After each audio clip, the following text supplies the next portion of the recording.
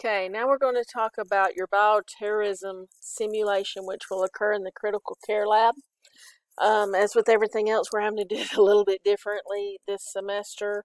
Mary LaFave and Diane Hawk will be your faculty for that day. You will have 1 day each of this bioterrorism simulation.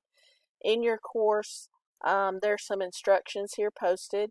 Under all of these links, there's information that you will need to review.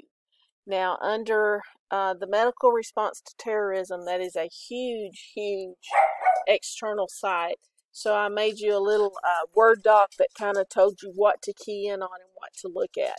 And then before you go to your assigned bioterrorism day, you have to take a quiz. Now, this quiz is open book, open computer, and you have to take that before you report on that Friday on your assigned date. You must make at least 80% to be able to show up for lab and actually do the clinical day.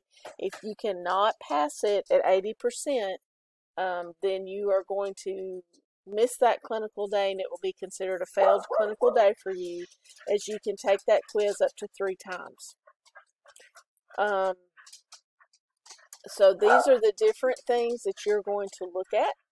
And you're going to review, and it really is a popular simulation experience. All the previous students always have wonderful, wonderful things to say about this, and it's just a great hands-on thing that you often don't get in any other portion of our curriculum, and it helps you to look at things differently this way. So that is going to be in there for you, and as I said, just plan to take some time. This is not going to be a quick look at everything or not look at it and take the quiz. You really do need to review some of these things. Have questions? Make sure you get them all ready for me for the Q&A.